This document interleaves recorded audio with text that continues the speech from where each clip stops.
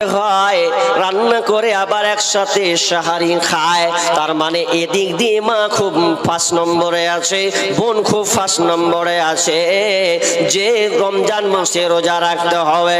এটা 2টা গুণ হলো। 3 নম্বর গুণ ওয়াহসানাত ফারজাহা, এবং ওই নারী লজ্জা স্থানের হেফাজত করবে।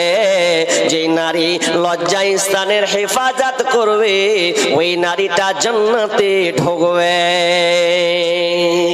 3 নম্বর লজ্জা স্থানের হেফাজত। আর আছে লজ্জা স্থানের হেফাজত? হায় হায় হায়, কোথায়? স্বামী যদি বিদেশে আছে তো বিদেশে থাকতে গেলে আর থাকতে পারে না। আর পুরুষেরও একটা দুর্বলতা আছে, 5 মাস 6 মাস 1 বছর 2 বছর থেকে যাচ্ছ, বিবির কোনো খোঁজ নাই, খালি শুধু টাকা পাঠায়, শুধু টাকা পাঠায়। আচ্ছা, ওই বিবি তোমার মুখ খালি টাকা দেখেছিল? স্বামী যদি বাড়িতে না আসে তাহলে তো এক ভেজাল। কারণ বিবি শুধু টাকা চাই না, টাকার পাশাপাশি স্বামীকেও চাই। কারণ ও তোমাকে টাকা, তোমার টাকা দেখেও বিবাহ করনি। তোমার স্বামী একটা স্ত্রী যে হক এটা তাকে দিতে হবে। কিন্তু আজকালকার বর্তমান অনেক যুবক আছে যারা 2 বছর 3 বছর পর্যন্ত বিদেশে থেকে যাচ্ছে, অথচ স্বামীর ফোনে দিয়ে সান্ত্বনা করছে। আর বলেন তো, বর্তমানে এখন অ্যান্ড্রয়েড মোবাইল, আপনার বিবিকে আপনি কতক্ষণ ভালো রাখবেন? কটা মেয়ে আছে যে আল্লাহওয়ালা, যে স্বামীকে ছাড়া 2 বছর 3 বছর থাকবে? যদি থেকেই যেত তাহলে আজকালকার নারীরা পালায় কেন স্বামীকে ছেড়ে? অনেকে পালাচ্ছে, আপনি সোশ্যাল মিডিয়া খুলুন, পালাচ্ছে। অনেক মেয়ে আছে যে বিবিকে, স্বামীকে ভুলে যাচ্ছে। কেন? মেন যেটা হক, ওই হকটা তো দিতে হবে। একজন মেয়ে এসে মসজিদ যখন করতাম আগে, তো একজন খালা এসে বলছে যে হারে বেটা একটু বক্তব্যগুলা দিস, কেমন করে দিছিস? যে কেন গে? তো বলছে যে একবার এটার ব্যাপারে দিতে পারিস না, যে ওই স্বামী গেলা বিদেশে থাকছে, অত লম্বা করে ডাকছি তো আসে না, কইছে দেখে লেগা। তো কথা তো ঠিকই। একজন মেয়ে স্বামীকে ছেড়ে কতদিন থাকবে? ও টাকা নিয়ে লাস্টে বেলা দেখবেন টাকা থেকে নিয়ে পালাবে, শুদ্ধ রাখবে না, টাকা পর্যন্ত ধুবে না, নিয়ে হাঁটলো। কেন? যে সুখ, প্রকৃত সুখ যেটা, সেই সুখটা তো আপনি দিচ্ছেন না। ওই জন্য অনেক মেয়ে পালিয়ে যাচ্ছে। ওই জন্য আমি বলেছিলাম, ওই জন্য আমি একটা কথা বলেছিলাম যে বউকে সাবধানে রাখিও না, তো বউয়ের আসল রূপ তুমি আর পাবা না, সব শেষ হয়ে যাবে। ও বন্ধু শোনো না, বউ রাখিয়া বিদেশে যায়ও না। ও বন্ধু শোনো না, বউ রাখিয়া বিদেশে যায়ও না।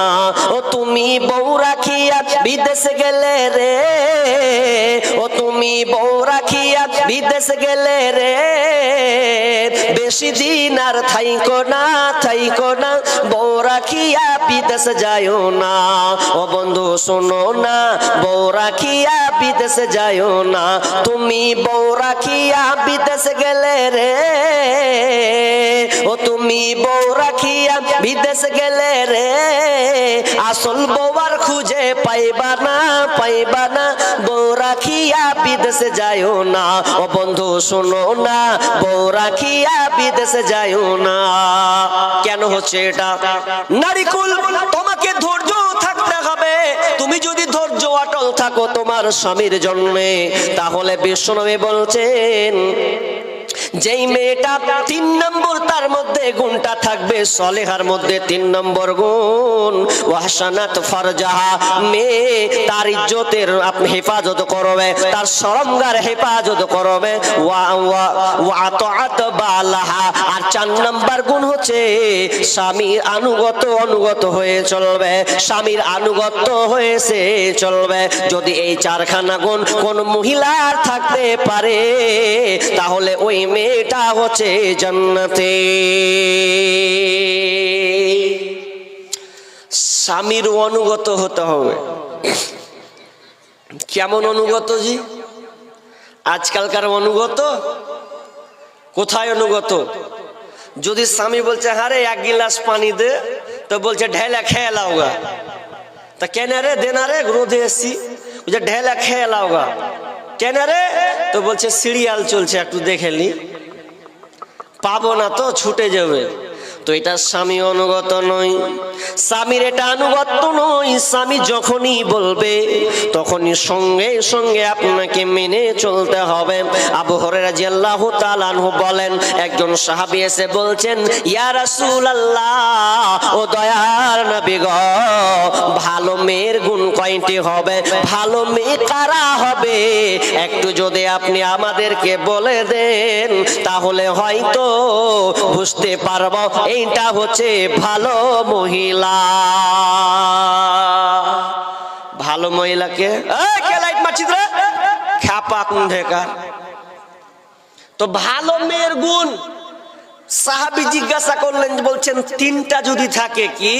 এক নাম্বার, বিশ্বনবী বললেন, যখন কোন স্বামী এক চান্সে বিবির দিকে তাকাবে সঙ্গে সঙ্গে স্বামী হাসি দেবে। যখন বিবির মুখ মানে তাকাবে সঙ্গে সঙ্গে স্বামী হাসতে শুরু করবে।